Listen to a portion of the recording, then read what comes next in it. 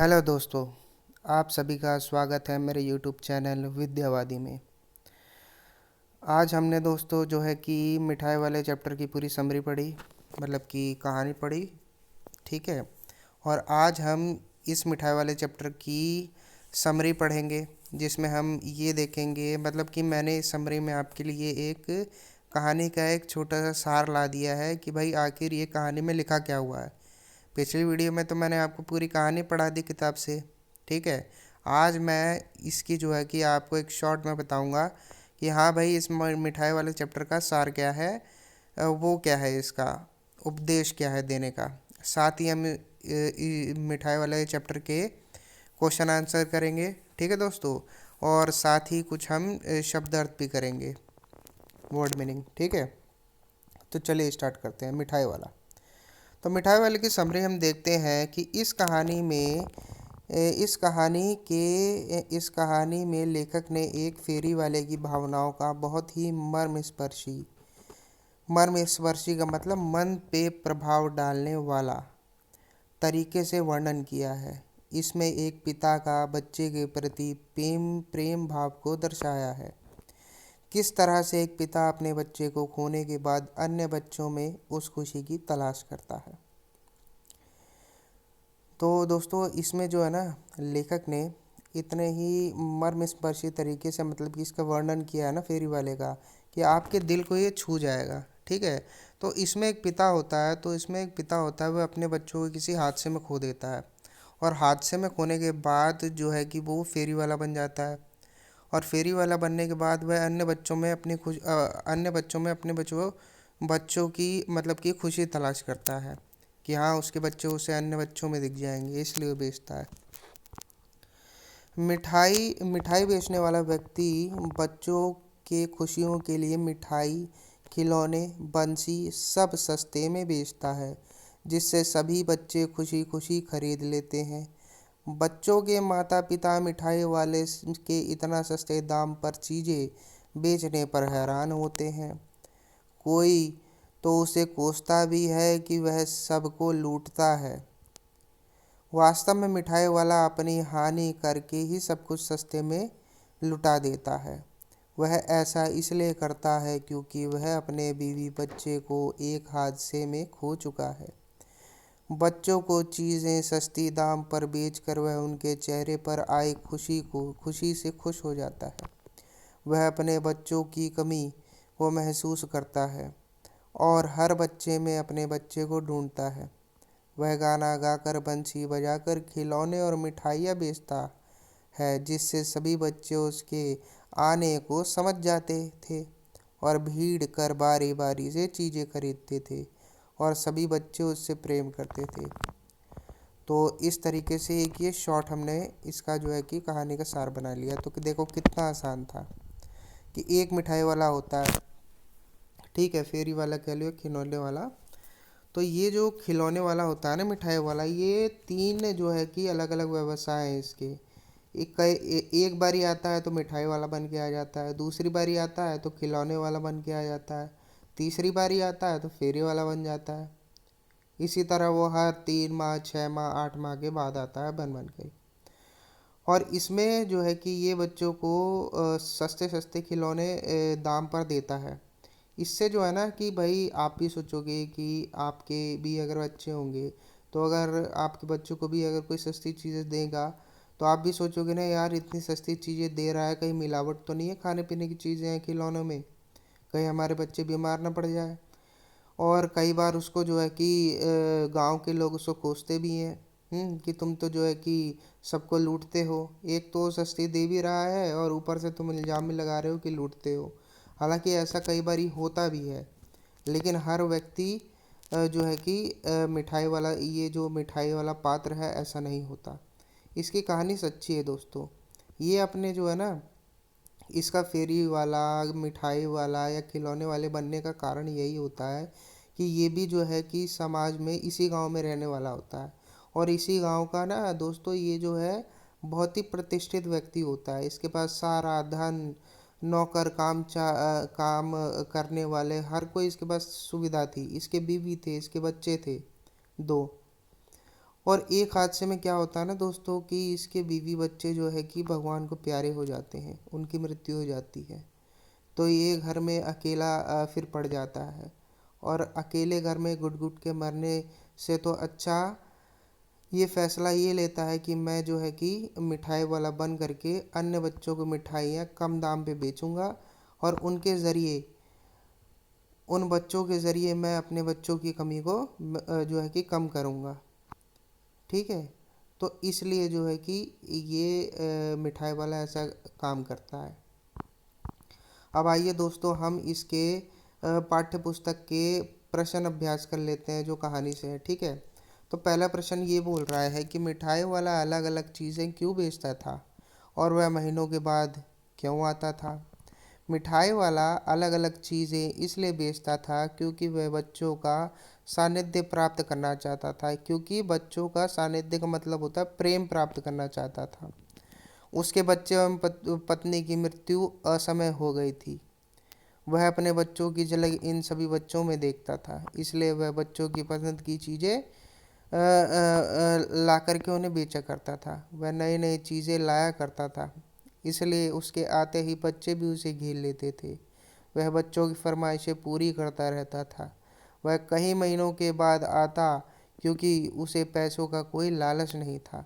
इसके अलावा वह इन चीज़ों को तैयार करवाता था तथा बच्चों के उत्साह को बनाए रखना चाहता था। तो जैसे कि मैंने आपको ऊपर बताया था ना कि असमय मिठाई वाले के बीवी बच्चों की मृत्यु हो जाती है, इसी कारण वो ऐसा करता है।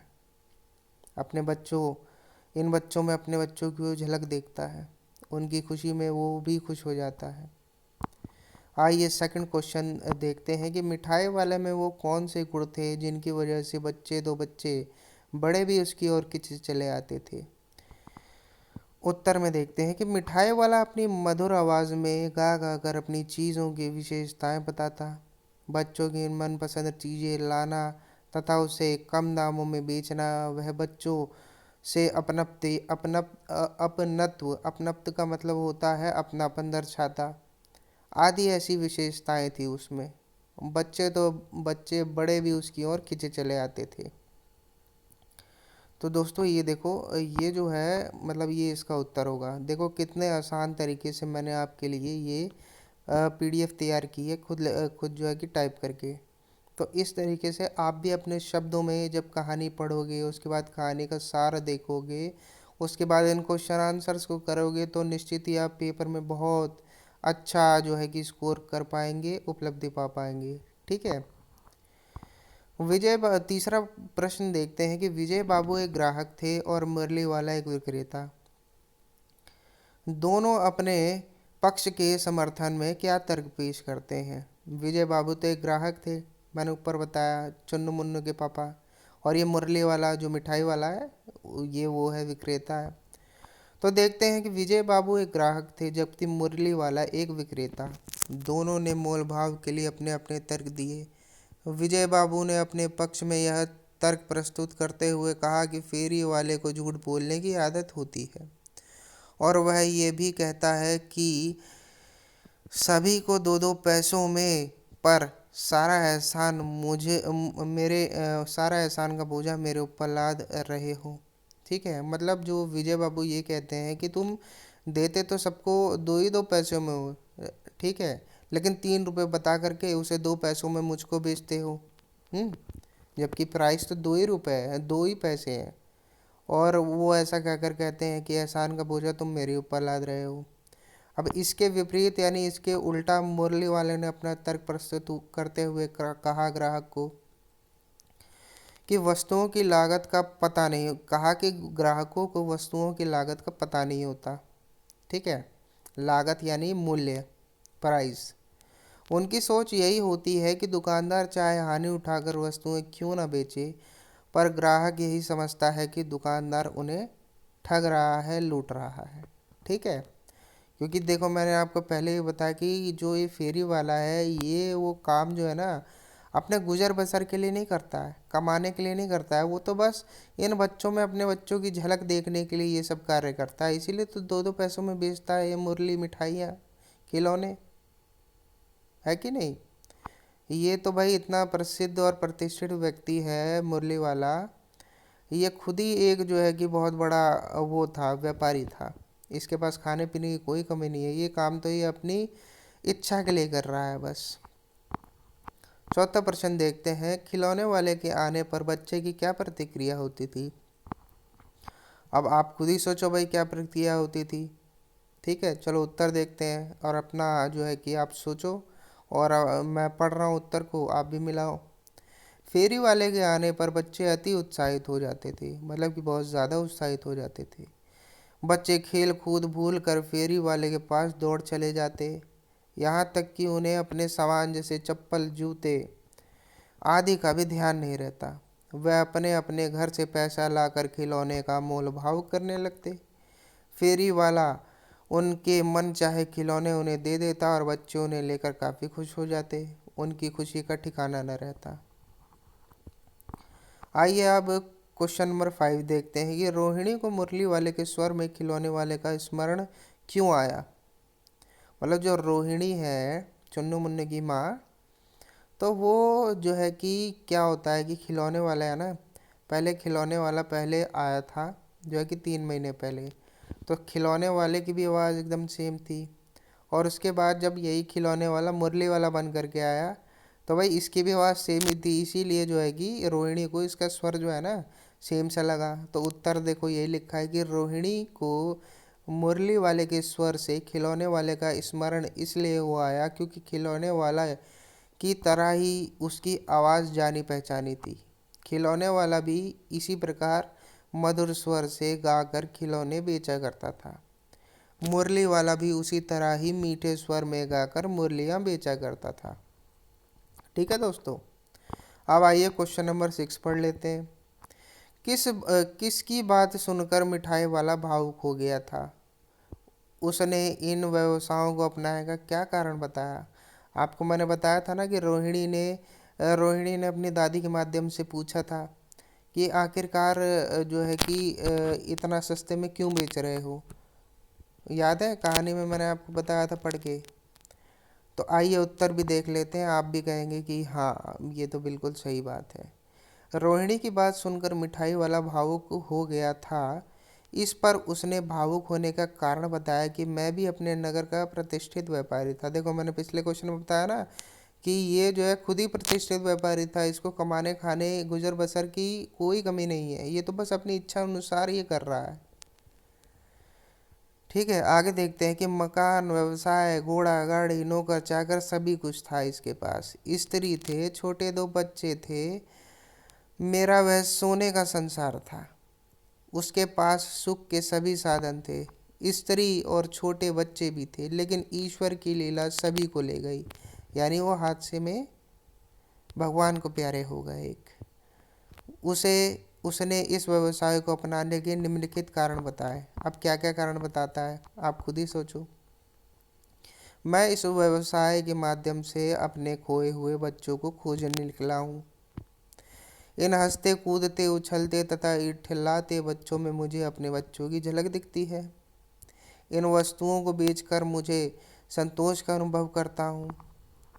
बच्चों के चेहरों की खुशी देखकर मुझे असीम संतोष होता है। तो क्या आपको खिलौने वाले को ये कथन जो है, 4 इसने जो पॉइंट खिलौने वाले ने कहे हैं, तो आपको कहीं से ये भी लग रहा है बच्चों कि ये जो है ये कहीं से भी पैसा कमाने के लिए लिखना है? नहीं, ये बस जो है बच्चों, जो दूसरे बच्चे हैं ना, उन बच्चों में अपनी बच्चों की खुशी देखने के लिए ही ये व्यवसाय करता है। ठीक है, अब इस बार ये पैसे ना लाऊंगा। कहानी के अंत में मिठाई वाले ने ऐसा क्यों कहा। ठीक है, तो आइए देखते हैं। मिठाई वाले के जीवन का रहस्य कोई नहीं जानता, लेकिन जब उसने अपने जीवन की सारी गाथा दादी और रोहिणी को बताई, उसी समय रोहिणी के छोटे छोटे बच्चे चुन्नू मुन्नू आकर मिठाई मांगने लगते हैं। वह दोनों को मिठाई से भरी एकाएक पुड़िया देता है। रोहिणी पैसे देती है तो उसका कहना कि अब इस बार ये पैसे ना लाऊंगा, इस बात को दर्शाता है कि उसे इन बच्चों में अपने बच्चों की झलक दिखाई देती है। ये बच्चे उसे अपने बच्चे की तरह लगते हैं। ठीक है। तो सारी बातें घूम फिर कर वही आ जाती हैं कि उसे इन बच्चों में अपने बच्चों की झलक दी जाती है, इसीलिए वो एक जो है कि पैसे नहीं लेता। प्रश्न 8 देखते हैं कि इस कहानी में रोहिणी चिक के पीछे से बात करती है। क्या आज भी औरतें चिक के पीछे से बात करती है? यदि करती है तो क्यों? आपकी राय में क्या सही है? देखो, चिक को मैंने आपको कहानी बताया था चिक क्या होता है, ठीक है। अभी देखना, मैं उत्तर पढ़ूंगा तो आपको फिर से जो है कि स्मरण हो जाएगा, याद आ जाएगा कि हाँ, चिक का मतलब तो बताया था सर ने। तो आइए उत्तर पढ़ते हैं भाई। स्वतंत्रता प्राप्ति के पश्चात संविधान ने स्त्री पुरुष को समान अधिकार दिए और आज शिक्षा के प्रसार व आधुनिकीकरण से भी समाज में बदलाव आया है। आज स्त्रियां पुरुषों से किसी भी क्षेत्र में पीछे नहीं हैं, लेकिन भारत में कुछ पिछड़े गांव व स्थान ऐसे भी हैं जहां स्त्रियों को आज भी पर्दे में रहना पड़ता है। यानी कि पर्दा, चिक का मतलब होता है पर्दे के पीछे से बात करना किसी से, ठीक है। ऐसे में वह चिक के पीछे से बात करना उसकी मजबूरी थी, रोहिणी की। हमारी राह में यह पूरी तरीके से गलत है, क्योंकि स्त्री पुरुष दोनों समाज के आधार हैं। दोनों को समान दर्जा मिलना चाहिए। इन पिछड़े वर्गों में जागरूकता लाने हेतु सरकार या व युवा वर्ग को आगे आना होगा और लोगों की सोच बदलनी होगी, जिससे साक्षर, यानी साक्षर किसको कहते हैं? पढ़े लिखे को। साक्षर राष्ट्र का निर्माण हो सके। यानी साक्षर राष्ट्र का मतलब होता है कि एक पढ़े लिखे अपने देश का, नेशन का निर्माण हो सके। ऊपर ये देखो कि भाई आधुनिकीकरण। अब आप सोच रहे होंगे कि भाई आधुनिकीकरण क्या होता है भाई, है? तो मैं आपको बताता हूँ।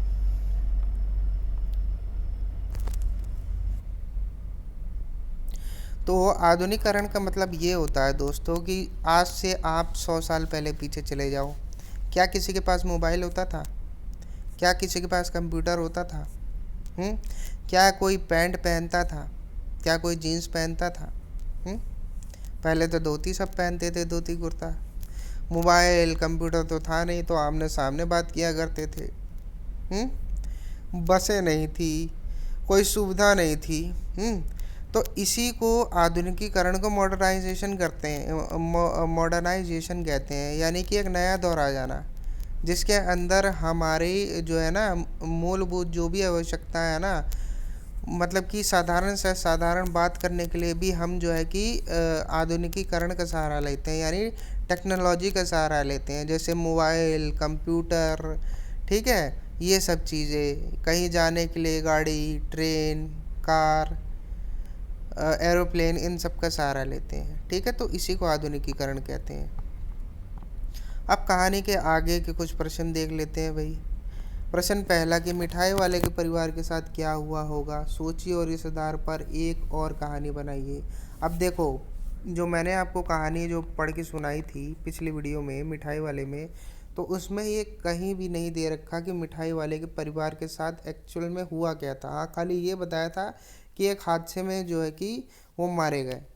लेकिन असल में क्या हुआ था, ये क्वेश्चन कह रहा है, ये आपके क्वेश्चन की जो है ना रचनात्मकता को देखना चाहता है कि आप कितने क्रिएटिव हैं। चलो कहानी बनाएं।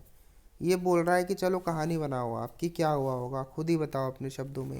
तो मैंने भी इसी तरह अपने शब्दों में इसमें बताया है, आप भी देखना, आपको भी अच्छा लगेगा, ठीक है। तो मिठाई वाले का परिवार अवश्य किसी दुर्घटना का शिकार हुआ होगा, वो तो उसने बताया था मिठाई वाले ने, ठीक है। कहानी, एक गांव में एक मिठाई वाले की दुकान थी, ठीक है। सॉरी, ये कहानी हटाना कि एक गांव में एक मिठाई वाले की दुकान थी, ठीक है। तरह तरह की मिठाइयाँ वह बेचा करता था। छोटे बड़ी सभी उसकी मिठाइयाँ शौक से खाते थे। दुकान के साथ ही उसका घर भी था, ठीक है। मतलब ये किसकी बात हो रही है? ये मिठाई वाले की बात हो रही है। जब भी दुकान पर कोई ग्राहक ना होता तो वह अपने बच्चों के साथ खेलता और खुश हो जाता होता था। उसके बच्चे बहुत शालीन थे। शालीन मतलब कि बहुत ही, क्या कहते हैं, शालीन वो होता है जैसे कि नम्र स्वभाव के, ठीक है। कभी भी उसे, आगे देखिए, कभी भी उसे किसी बात के लिए परेशान नहीं करते थे। एक दिन वह अपने पति पत्नी व बच्चों के साथ गांव में किसी रिश्तेदार की शादी में गया होगा। अब ऐसा हम सोच रहे हैं, ठीक है, यहाँ सोचना ही है, अपनी क्रिएटिविटी का इस्तेमाल ही करना है। तो एक दिन वह गांव में किसी रिश्तेदार की शादी में गया होगा, ठीक है। खुशी खुशी गांव वालों ने उसकी सारी तैयारियां करवाई होंगी। उसने कपड़े, गहने, बच्चों का सामान, बहुत कुछ खरीदा होगा। गांव के कुछ लोग उसे बस तक छोड़ने भी आए होंगे। बस में पत्नी, बच्चे सभी बहुत खुश थे। अचानक गाड़ी का आगे वाला चक्का फट गया। चक्का यानी टायर। और बस पलट गई होगी। कई लोग मारे गए होंगे। उसमें मिठाई वाले का परिवार भी होगा। मिठाई वाला तो जैसे पागल ही हो गया होगा इस दुर्घटना के बाद। आज भी इतने वर्षों के बाद भी वह इस हादसे को भूल नहीं पाया होगा और उनकी यादों में खोया रहता होगा। इसीलिए अपनी सारी यादों को ताज़ा रखने के लिए मिठाई वाले ने यह व्यवसाय अपनाया होगा, ताकि दूसरे बच्चों में वह अपने बच्चों की झलक देख सके और खुशी प्राप्त कर सके। तो इसी तरीके से आपको भी अपनी क्रिएटिविटी का इस्तेमाल करके जो है कि मिठाई वाले के परिवार वाले के साथ क्या हुआ होगा, इसने यह व्यवसाय क्यों अपनाया होगा, ठीक है। क्योंकि भाई 2 पैसे में कौन मिठाई देता है, कौन खिलौने देता है, कौन मुरली देता है। मुरली यानी बांसुरी, ठीक है। अब आइए दूसरा क्वेश्चन देखते हैं। हाट, मेले, शादी आदि आयोजनों में कौन कौन सी चीज़ें आपको सबसे ज़्यादा आकर्षित करती हैं। यानी आकर्षित का मतलब है कि अट्रैक्ट करती हैं, अपनी ओर खींचती हैं, ठीक है। उनको सजाने बनाने में किसका हाथ होगा, उन चेहरों के बारे में लिखिए, ठीक है। तो इसमें हम जानेंगे कि जो हाट, मेले होते हैं या शादी आयोजन होता है, तो उसके अंदर आपको कौन कौन सी चीज़ें बहुत आकर्षित लगती हैं, अट्रैक्टिव लगती है। अब उसको सजाने में भाई हमें सोचना है कि किसका हाथ होता होगा। अब आप खुद भी ये सोचना कि किसका हाथ होता होगा, ठीक है। उन चेहरों के बारे में आप लिखिए। चलो लिखते हैं। हाट, मेले, शादी आदि आयोजनों में हमें मिठाइयाँ, गोलगप्पे, चाट पापड़ी, फ्रूट चाट, चीले, छोटे भटूरे, छोले भटूरे, सांभर, डोसा, इडली, चाइनीज़ फूड व इनके अलावा विभिन्न खाद्य पदार्थ आकर्षित करते हैं, ठीक है। तो ये समझ में आया आपको कि ये सब चीज़ें ही आपको तो अट्रैक्ट करती हैं। छोटे बच्चों को क्या, बड़े बड़े को करती है। अब यहाँ पे देखो, अब आया यहाँ पे खाद्य पदार्थ। अब सोच रहे होगे यार खाद्य पदार्थ क्या है, अपने सर पे जो है कि माथे पे आप खुजली कर रहे होगे, यार खाद्य पदार्थ क्या है, खाद्य पदार्थ क्या है। मैं भी अपने माथे पे खुजली कर रहा हूँ, आवाज़ आ रही होगी। तो खाद्य पदार्थ का मतलब होता है एडिबल, एडिबल थिंग्स। एडिबल का मतलब कि जो कि खाने वाले चीज़ें हैं। छोले भटूरे, सांभर, डोसा, इडली, चाइनीज, ये सब खाने वाली तो चीज़ें हैं, तो इन्हीं को खाद्य पदार्थ कहते हैं। अब उनको बनाने सजाने में विभिन्न पाक कला विशेषज्ञों का हाथ होता होगा। अब पाक पाक कला क्या मतलब होता है, यानी कि पकाने की कला वाले विशेषज्ञों का हाथ होता होगा। मतलब कि भाई तुम्हारी मम्मी जो है कि आपकी मम्मी खाना बनाती है, हाँ, तो आपको बड़ा ही टेस्टी लगता है। कोई कोई चीज़ें तो मम्मी ऐसी बना देगी, सांभर, डोसा या चाउमीन, कि आप कहोगे वाह मम्मी, आपके जैसा तो कोई खाना बना ही नहीं सकता। तो उसे ही जो है कि विशेषज्ञ कह देते हैं कि भाई आप जैसी चाउमीन ना पूरे मार्केट के, पूरे वर्ल्ड में कोई बना ही नहीं सकता। तो इसे ही विशेषज्ञ कह देते हैं, है कि नहीं। तो पाक का मतलब हो गया पकाने की कला वाला विशेषज्ञ, ठीक है। हाथ होता है जैसे खाद्य पदार्थों के लिए हलवाई, इनके पहनावे अलग अलग क्षेत्र में अलग अलग हो सकते हैं, ठीक है। जैसे समोसे बनाने वाला समोसे बनाने में, सांभर डोसे बनाने वाला सांभर बनाने में, इडली बनाने वाला इडली बनाने में, आइसक्रीम बनाने वाला आइसक्रीम बनाने में माहिर होगा, विशेषज्ञ होगा, ठीक है। तो ये था। अब दोस्तों चलते हैं अनुमान और कल्पना वाले प्रश्न। यानी कि इन प्रश्नों में आपको अनुमान लगाना है, सोचना है कि ऐसा क्या हुआ होगा, और कल्पना भी करनी है कि हाँ ये हुआ होगा, ठीक है। तो प्रश्न हम देखते हैं। पहला, कि आपकी गलियों में कई अजनबी फेरी वाले आते होंगे, आप उनके बारे में क्या क्या जानते हैं। अगली बार जब आपकी गली में कोई फेरी वाला आए तो उससे बातचीत कर जानने की कोशिश कीजिए, ठीक है।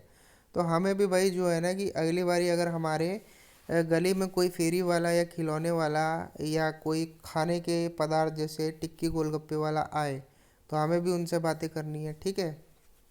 तो उत्तर देखते हैं भाई, अनुमान लगाते हैं, कल्पना करते हैं कि क्या क्या होगा, ठीक है। हमारी गली में मौसम के अनुसार कई फेरी वाले आते हैं। अब मैंने अपने शब्दों में लिखा है कि हमारी गली में भाई अलग अलग मौसम के अनुसार अलग अलग आते हैं कि नहीं आते हैं, बताओ। हम्म आते हैं। जैसे मूंगफली वाला आ जाएगा, चाट वाला आ जाएगा, फल वाला आ जाएगा, सब्जी वाला आ जाएगा, खिलौने वाला आ जाएगा, आइसक्रीम वाला आ जाएगा, कपड़े वाला आ जाएगा, ठीक है, आदि। वह सभी बड़ी मीठी मीठी स्वर में पुकार पुकार कर अपनी चीज़ें बेचते थे, ठीक है। ये लोग कम पैसे पैसे में पूंजी के अभाव में घूम घूम कर चीज़ें बेचते हैं भाई। अब ये लोग बेच रहे हैं जो चीज़ें अपनी, तो इनके पास पूंजी मतलब पैसों की कमी है, इस वजह से तो घूम घूम कर बेच रहे हैं, ठीक है। लेकिन जो फेरी वाला है उसके पास पैसे की कमी नहीं है, वो तो अपने बच्चों की खुशी दूसरे बच्चों के अंदर खोजने के लिए वो व्यवसाय उसने अपनाया। अब जो है चाट, आलू टिक्की फेरी वाले से बातचीत करके देखो, ठीक है। अब आपकी गली में भी जब आएगा ना, तो आप भी कैसे बात करोगे उसको मैंने यहाँ पे दर्शाया है, ठीक है। अब मान लो कि भाई आप एक बालक हो, अपनी तरफ अपने आप को रखो। तो बालक बोलता है, ए फुल्की वाले भैया, 10 रुपए के कितने फुल्की दिए। फुल्की वाले ने बोला बोला कि 10 रुपए में 3 फुल्की दूंगा, ठीक है। बालक बोला कि 10 रुपए के 6 आते हैं, ठीक है। उसने भाई कहीं से खाया होगा, है, और नहीं भी खाया होगा तो मोल भाव तो कर ही रहा है। अब भाई इसमें जो है कि जो फुल्की वाले को चाट वाला भी कहते हैं, तो बोला कि भाई मेरी फुल्की सूजी से बनी है, मैं आटे वाली नहीं बेचता, मैं तो 10 रुपए का 3 ही दूंगा। उसमें बालक कहता है कि भाई हार मान जाता है, अच्छा भैया 10 रुपए का फुल्की दे दो, ठीक है। तो इस तरीके से आपको अनुमान लगाना है इन क्वेश्चनों में, ठीक है। जैसे मैंने अनुमान लगा के जो है कि आंसर इसका बनाया है, उसी तरह आपको भी। अब सेकंड प्रश्न देखते हैं भाई, आपके माता पिता के ज़माने से लेकर अब तक फेरी वालों की आवाज़ों में कैसा बदलाव आया है, बड़ों से पूछ कर लिखिए। अब इस क्वेश्चन में आपको अपने घर के बड़ों से यानी मम्मी पापा से पूछ करके बताना है कि मम्मी पापा, आपके ज़माने में जो फेरी वाले थे वो कैसे आवाज़ लगाया करते थे, और आज आपको जो है कि अपनी गली में फेरी वाले, कपड़े वाले, चाट वालों को देखना है कि वो कैसे आवाज़ लगाते हैं, और उनमें बदलाव को देखना है आपको, और बदलाव को देख करके उत्तर लिखना है जैसे मैंने लिखा है। तो आइए देखते हैं। हमारे माता पिता के ज़माने में प्रत्येक वस्तुएं फेरी वाले ही बेचने आया करते थे। वह मधुर स्वर में गा गा कर अपना सामान बेचा करते थे। फेरी वाला प्राय सभी तरह की वस्तुएं लाया करते थे, लेकिन आजकल फेरी वालों की संख्या में काफ़ी कमी आ गई। लोग जो है प्राय ब्रांडेड सामान खरीदना पसंद करते हैं, अतः वह अधिकतर दुकान से सामान लेते हैं।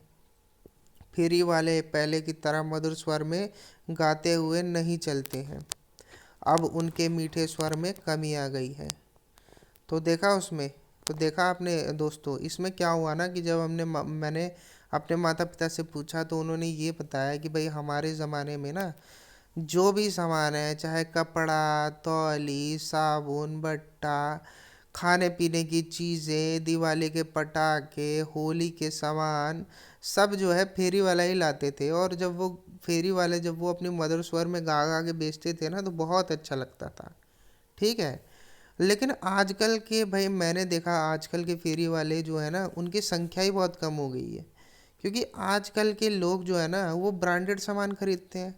हम लोग भैया ऑनलाइन चले जाते हैं, हाँ, और ऑनलाइन जा कर के हम जो है कपड़े खरीद लेते हैं, ऑनलाइन हम फूड ऑर्डर कर देते हैं। तो इस वजह से भी जो है ना फेरी वालों की जो है कि कमी आ गई है, हाँ। और जो है कि फेरी वाले अब पहले की तरह मधुर गाते हुए नहीं चलते हैं, उनके मीठे स्वर में कमी आ गई है। भाई देखो, सामान्य सी बात है, जब ब्रांडेड कपड़े, हाँ, और ऑनलाइन का ज़माना नहीं था तो फेरी वाले भी बहुत अच्छी तरीके से मीठे स्वर में गा गा कर अपने सामान को बेचा करते थे। लेकिन आज सारा ज़माना ऑनलाइन का है, सब कुछ घर पे ही आ जाता है, ऑर्डर कर लो बस। तो जो आजकल के फेरी वाले हैं ना, बेचारे वो भी जो है कि क्या करें, उनकी मधुर आवाज़ भी ना अब वैसी नहीं रही, क्योंकि उनके पास काम धंधा रहा ही नहीं है। इस वजह से उनके मीठे जो इस वजह से उनके स्वर में भी जो है मीठापन में कमी आ गई है। अब आइए भाई तीसरा क्वेश्चन देखते हैं कि आपको क्या लगता है कि फेरी वाले के स्वर क्यों कम हुआ, किस वक्त फेरी वाले का स्वर कम हुआ, कारण लिखिए। उत्तर यह है कि यह सही है कि वक्त के साथ फेरी वाले के स्वर कम हुए हैं, क्योंकि लोगों की रुचि फेरी फेरी वालों के सामान खरीदने में कम होती जा रही है। भाई सामान्य सी बात मैंने ऊपर बताया ना, जब आप किसी से चीज़ें लेना बंद कर दोगे तो उसके जो कि भाषा की शैली में जो है कि अंतर तो आ ही जाएगा ना।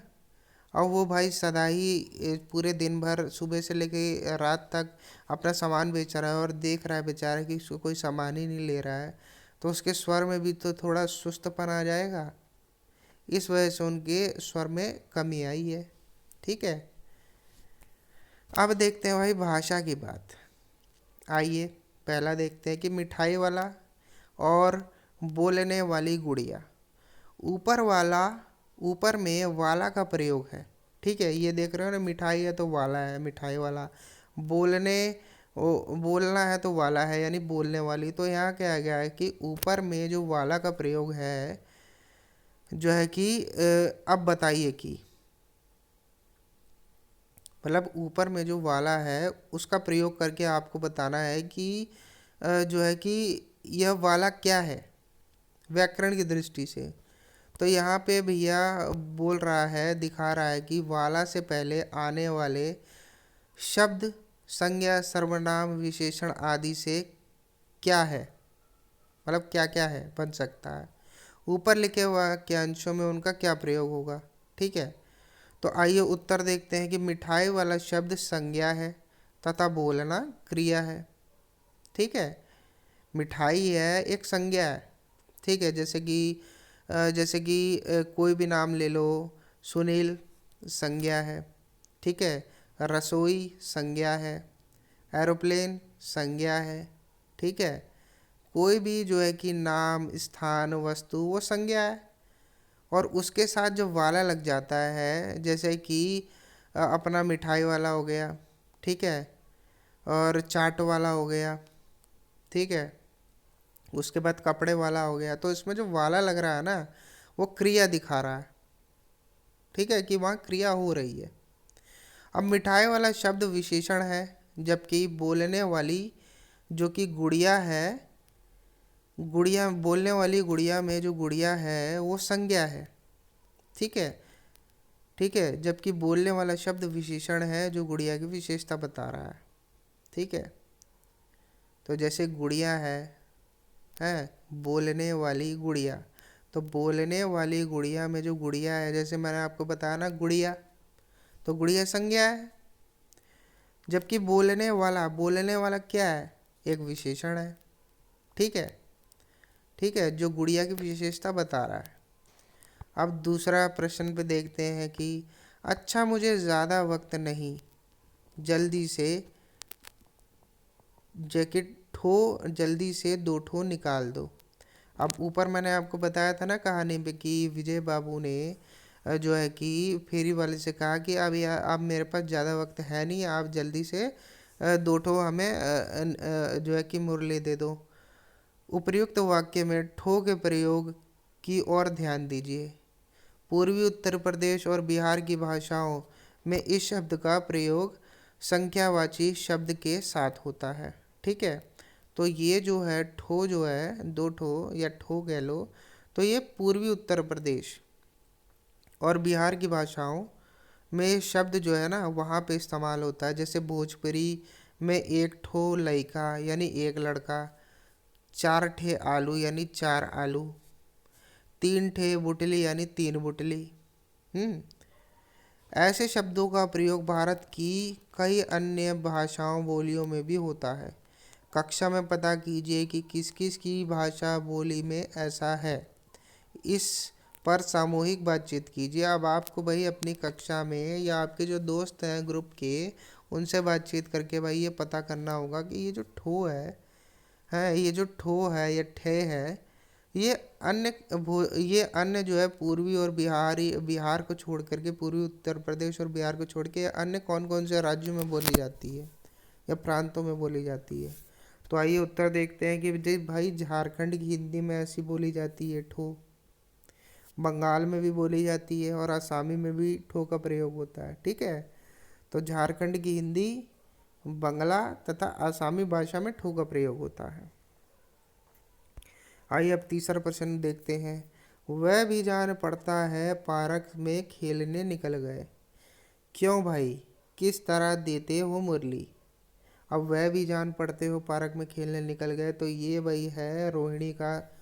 रोहिणी ने बोला है, क्यों भाई किस तरह देते हो मुरली।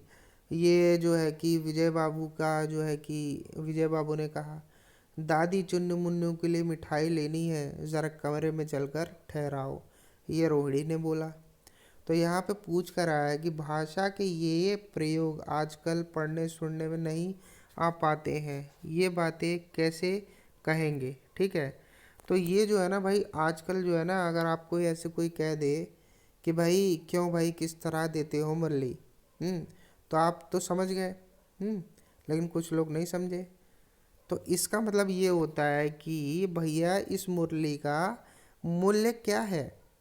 लगता है कि वह भी पार्क में खेलने निकल गए हैं, दादी चुन्नू मुन्नू के लिए मिठाई लेनी है, ज़रा जाकर उन्हें कमरे में बुलाओ। ठीक है, तो इस तरीके से है। अब मूल्यपरक प्रश्नों की बात करते हैं। ठीक है, तो मूल्यपरक होते हैं यानी वैल्यूएबल क्वेश्चंस। ये मतलब कि बच्चों आपके अन्य में आ जाते हैं क्वेश्चंस, मैं आपको फिर भी करा देता हूँ। ठीक है, अच्छा रहेगा, आप जितना ज्ञान लेंगे ना आपके लिए उतना ही अच्छा होगा। इस चैप्टर इस अध्याय में आपको उतनी ही जो है कि सफलता मिलेगी, समझने में कोई बाधा नहीं आएगी। तो आइए, फेरी वालों की दिनचर्या कैसी होती होगी, उनका घर परिवार क्या होगा, कहाँ होगा, उनकी ज़िंदगी में किस प्रकार की समस्याएं और उतार चढ़ाव आते होंगे। ठीक है, यह जानने के लिए दो दो के समूह में छात्र छात्राएं कुछ प्रश्न तैयार करें और फेरी वाले से बातचीत करें। प्रत्येक समूह अलग अलग व्यवसाय से जुड़ी फेरी वालों से बात करे। ठीक है, तो बच्चों इस क्वेश्चन में आपको क्या करना होगा कि आपको फेरी वाले की दिनचर्या के बारे में जानना है, उनका घर परिवार कैसा है, किस हालत में है, कहाँ होगा, उनके बारे में जानना है।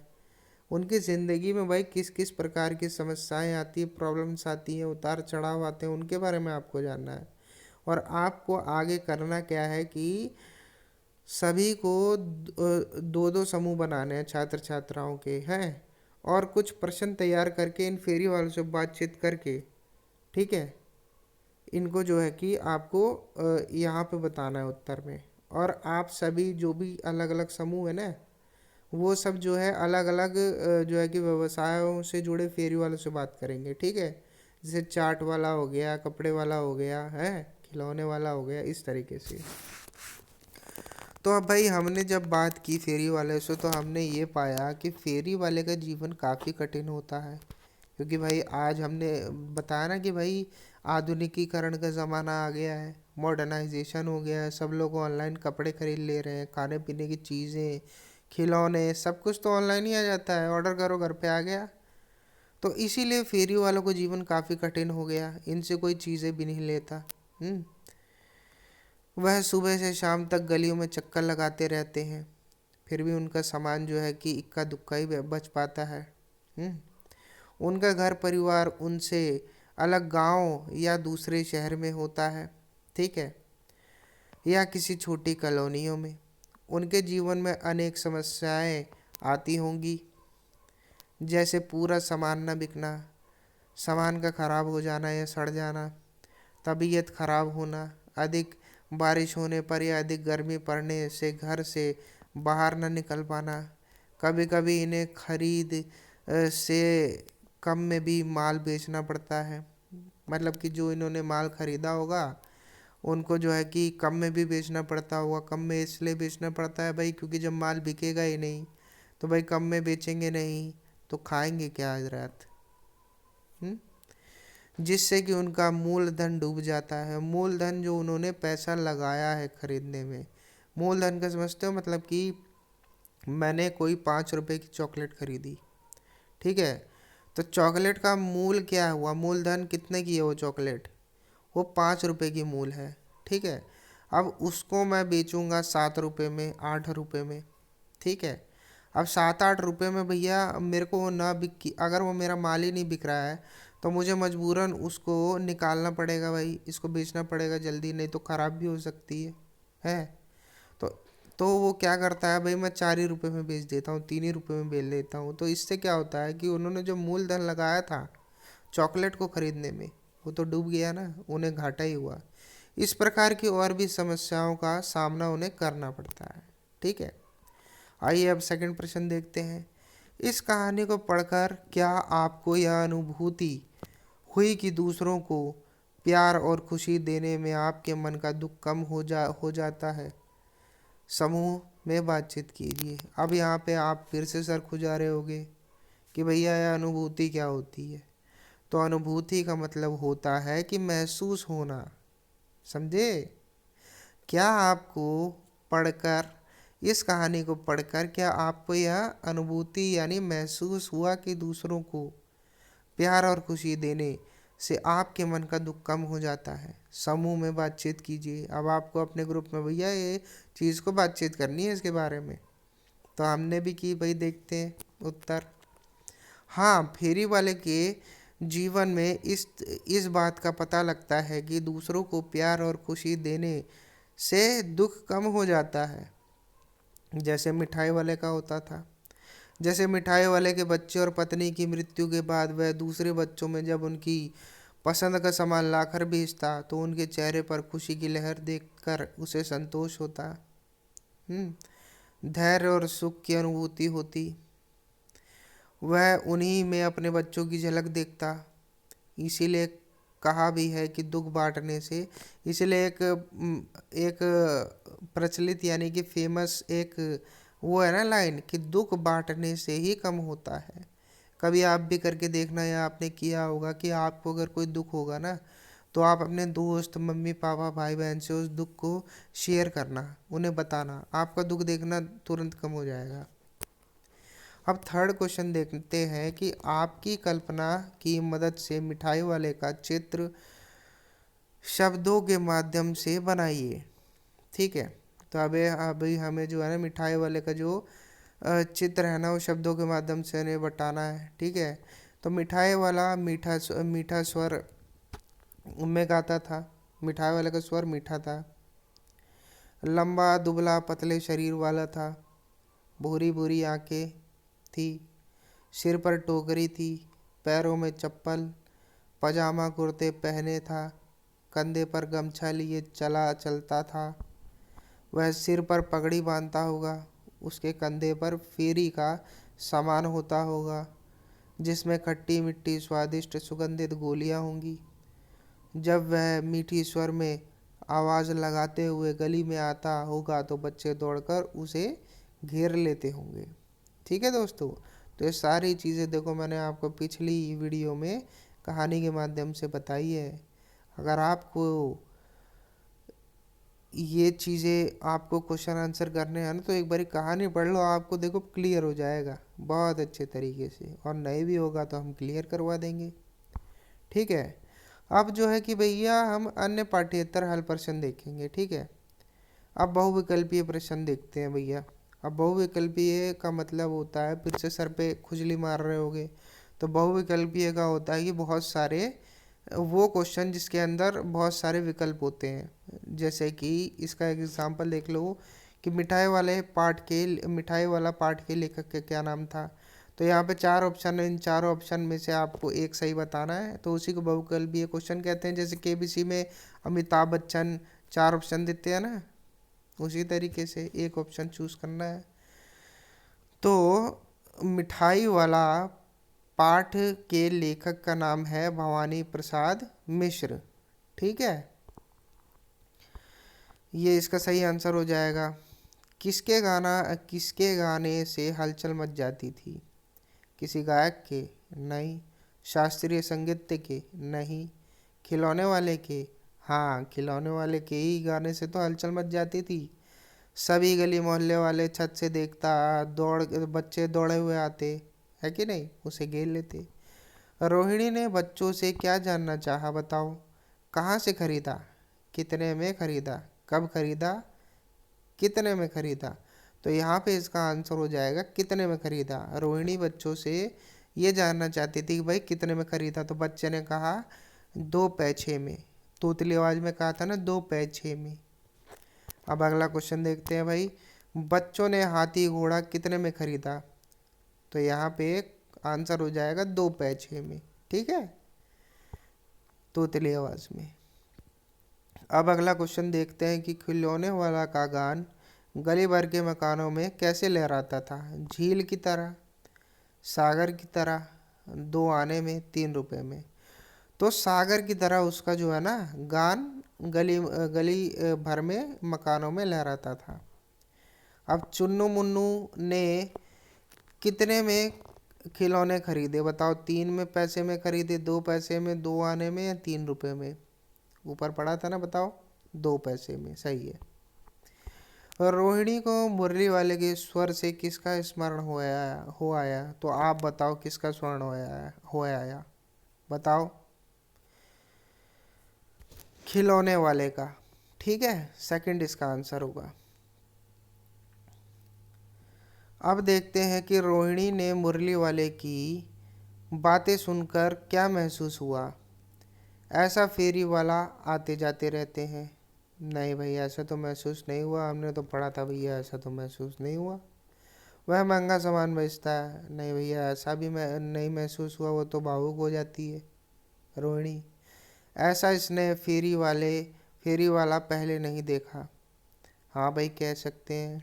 मुरली वाला अच्छा व्यापारी नहीं था। नहीं भैया, ऐसा भी नहीं। तो इसका आंसर हो जाएगा कि रोहिणी को मुरली वाले की बातें सुनकर ऐसा इसने महसूस हुआ कि ऐसा इसने फेरी वाला जो है पहले नहीं देखा। मतलब कि ऐसा इसने जो है ना फेरी वालों में, अन्य फेरी वालों में उसने पहले कभी नहीं देखा था।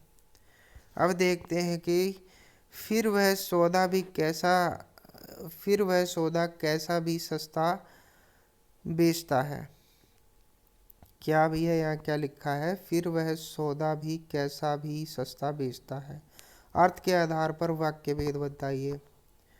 तो यहाँ पे भैया विस्मय आदि बोधक हो जाएगा। ठीक है, तो यहाँ पर देख लो भैया, उत्तर भी हमने लिखे हैं। ठीक है, तो ज का यहाँ पे 3 दिखा रहा है ना, विस्मय आदि बोधक। ज का भी 3 दिखा रहा है, देखो।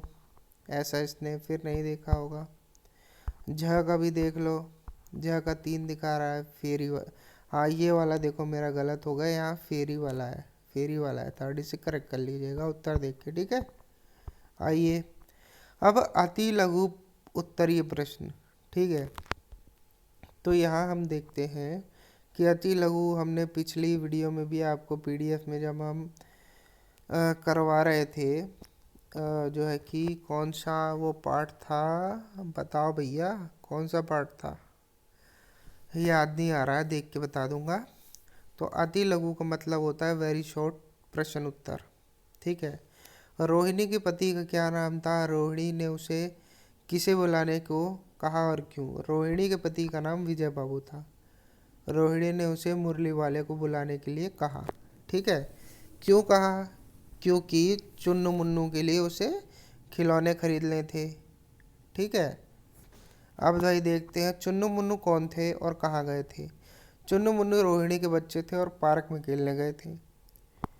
उसके बाद भैया हम देख लेते हैं कि मुरली वाले का स्वर सुनकर रोहिणी को क्या स्मरण हो आया। मुरली वाले का स्वर सुनकर रोहिणी को मन ही मन खिलौने वाले का स्मरण हो आया। तो फेरी वाला कह लो चाहे खिलौने वाला कह लो, वह भी इसी तरह गाकर खिलौने बेचा करता था। मिठाई वाला पहले क्या था, मिठाई वाला पहले प्रतिष्ठित व्यापारी था। बताया था ना, जब वो अपनी व्यथा दादी और रोहिणी को सुना रहा था, तब उसने बताया। राय बहादुर जी के बच्चों ने कौन सा खिलौना खरीदा? राय बहादुर जी के बच्चे चन्नू मुन्नू ने हाथी और घोड़ा खरीदा। अब लघु उत्तरीय देख लेते हैं, यानी शॉर्ट क्वेश्चन आंसर। नगर भर में क्या समाचार फैल गया था? लोग उसके बारे में क्या बात कर रहे थे? नगर भर में समाचार फैल गया था कि मधुर तान में गाकर मुरलियाँ बेचने वाला आया है। वह सिर्फ 2-2 पैसों में मुरलियाँ बेचता है। लोगों के लिए वह यह आश्चर्य वाली बात थी और वह सोच रहे थे कि भला इतने कम पैसों में क्या फायदा होता होगा। अगला क्वेश्चन देखते हैं कि मीठे स्वर को सुनकर लोग अस्थिर क्यों हो जाते थे? खिलौने वाले के आते ही मधुर स्वर व मादक रूप से गा गा कर बच्चों को बुलाता था। मतलब जब खिलौने वाला आता था ना, तो अपने मधुर मधुर मादक स्वर से जो है कि गा गा करके बच्चों को बुलाता था। ठीक है, छोटे बड़े सभी उसके मीठे स्वर से प्रभावित मोहित होकर अस्थिर हो जाते थे। अब अगला देखते हैं, मुरली वाला देखने में कैसा था? लोगों ने उसके बारे में क्या अंदाजा लगाया?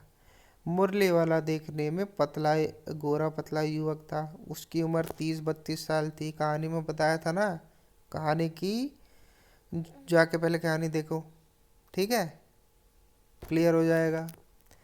वह बीकानेरी रंगीन साफा बांधता था। उसके बारे में लोगों ने यही अंदाजा लाया कि संभवतः वह व्यक्ति सबसे पहले खिलौने बेचने शहर में आया था।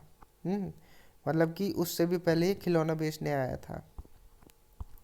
अब मिठाई वाले की आवाज़ सुन रोहिणी झट से नीचे क्यों उतर आई? बताओ। मिठाई वाले की आवाज़ सुनकर रोहिणी तुरंत समझ गई कि वह वही व्यक्ति है जो पहले खिलौने और मुरली लेकर आया था।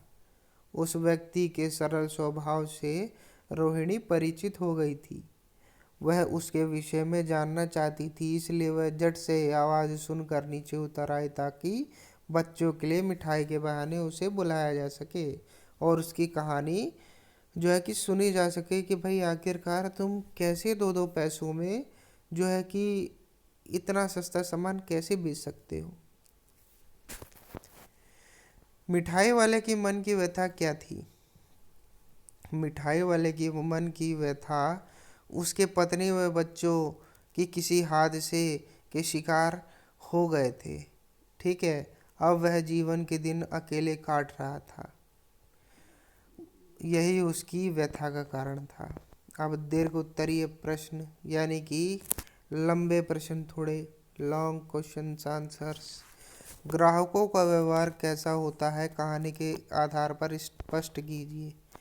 ग्राहक के मन में सदैव यह भावना बनी रहती है कि दुकान उससे अधिक कीमत लेता है और झूठ बोलता है। पहले सामान का दाम बढ़ा चढ़ा कर बताता है और ग्राहक पर एहसान जताने के लिए दाम थोड़ा कम कर देता है। वह तब भी काफ़ी मुनाफा कमाता है, जबकि यह सभी दुकानदारों के ऊपर लागू नहीं होता, जैसे कि अपना फेरी वाला। कई दुकानदार थोड़े लाभ पर अपना सामान बेच देते हैं। कई बार उसे अपना सारा मुनाफा छोड़ना पड़ता है। कभी कभी नुकसान में अपना सौदा बेचना पड़ता है। ग्राहकों को दुकानदार के साथ उचित व्यवहार करना चाहिए। इस पाठ में हमें क्या संदेश मिलता है? ठीक है, इस पाठ में हमें संदेश मिलता है कि किसी का दुख बांटना ही मनुष्यता है। जैसे रोहिणी ने जब मिठाई वाले की कहानी सुनी तो उसका हृदय भी द्रवित हो गया। द्रवित का मतलब समझते हो, यानी कि पिघल गया, पानी हो गया। अब मूल्यपरक प्रश्न देखते हैं। भैया मूल्यपरक तो ऊपर भी आए थे, लेकिन ये भी देख लेते हैं एक बारी। ठीक है, आप मिठाई वाले को किस दृष्टिकोण से देखते हैं? अब आपको बताना है भैया, आप किस दृष्टिकोण से देखते हैं कि क्या वो ठग है या ईमानदार है या अपने सामान को बच्चों की खुशी के लिए बेचता है? हाँ बताओ, तो देखो उत्तर। अगर हम मानवीय दृष्टिकोण से देखें तो पाते हैं कि मिठाई वाले अपने छोटे से छोटे जीवन में काफ़ी परेशानी एवं दुख झेल चुका था। वह हमारी सहानुभूति का पात्र है। वह बच्चों के बीच में रहकर अपने बच्चों का रूप देखता है तथा दुख को भूलना चाहता है। हम ऐसे व्यक्ति को कष्ट कम करने का प्रयास करना चाहिए। हमें ऐसे व्यक्ति का कष्ट कम करने का प्रयास करना चाहिए।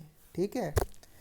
तो भैया यहाँ तो आपका जो है कि यहाँ क्वेश्चन आंसर ख़त्म होता है। अब जैसा कि हमने आपको वादा किया था कि इसके जो है कि कठिन शब्द अर्थ भी हम लेकर के आएंगे, वर्ड मीनिंग। तो देखो, पहला तो मेला। तो मेला क्या है भैया? मेला वो मेला नहीं है जहाँ आप जाते हो घूमने फिरने, झूले वूले होते हैं, वो मेला नहीं है, भूल जाओ। मेला यहाँ पे जो तोतले बच्चे छोटी छोटी भाषा में बोलते हैं ना, वो है यहाँ पे मेला यानी मेरा। घोला यानी घोड़ा। ठीक है। कैचा यानी कैसा। छुंदल यानी सुंदर। ठीक है। अब मादक क्या होता है? मादक होता है मस्त। ठीक है। कंठ मैंने आपको पहले ही बताया, गला है कहानी में। उस्ताद, उस्ताद यानी कुशल। जब कोई व्यक्ति किसी कार्य में कुशल होता है, किसी एक पर्टिकुलर जो है कि वर्क में वो कुशल होता है, जैसे कि मिठाई वाला मिठाई बनाने में कुशल होता है, तो उसे जो है ना उस्ताद कहते हैं। ठीक है। आप भी भाई किसी न किसी चीज़ में उस्ताद होंगे, सोचिए। साफा जो है ना पगड़ी को कहते हैं। साफा जो है मुरली वाला पहनता था, पगड़ी लगाता था सर पे। मृदुल, मृदुल का मतलब होता है कोमल। चिक का मतलब मैंने आपको बताया था ना, घूंघट, पर्दा, घूंघट करना, पर्दा करना। स्मरण का मतलब याद। ठीक है। लेंदे तोतली भाषा में लेंगे। ठीक है। लेंदे तोतली है बच्चों की। लेंगे, आप भी कभी तोतले थे, मैं भी कभी तोतला था। अब सोथनी जो है उसको पजामा कहते हैं, मुरली वाला पहनता था, खिलौने वाला। अम जो है तोतली भाषा है, इसे हम है, हम। इ, इ, इचका, इचका भी तोतली ही है, बच्चे तोतली भाषा में बोलते हैं ना, तो ये इसका हो जाएगा। मुरली भी तोतली भाषा में बोला है तो मुरली हो गया। औल भी तोतली भाषा में बोला है, ये क्या हो गया भैया?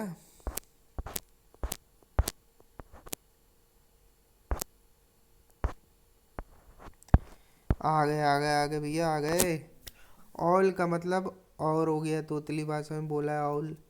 दुअन्नी, दुअन्नी जो है ना उसको दो आने कहते हैं।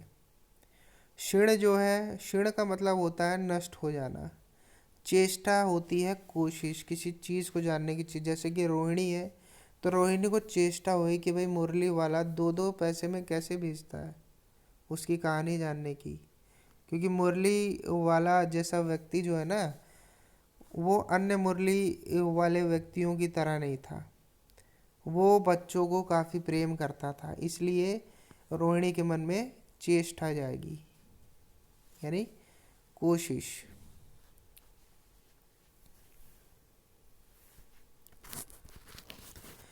अच्छा, अब यहाँ लिखा है कि आजानुलंबित। आजानुलंबित का मतलब होता है घुटनों तक लंबे केश। मतलब केश मैंने यहाँ पे जोड़ दिया, लेकिन जब रोहिणी छत पे अपने अजानुलंबित केशों को सुखा रही होती है तो अजानुलंबित का मतलब होता है घुटनों तक लंबे। अब केश राशि को मतलब कहते हैं बालों का समूह।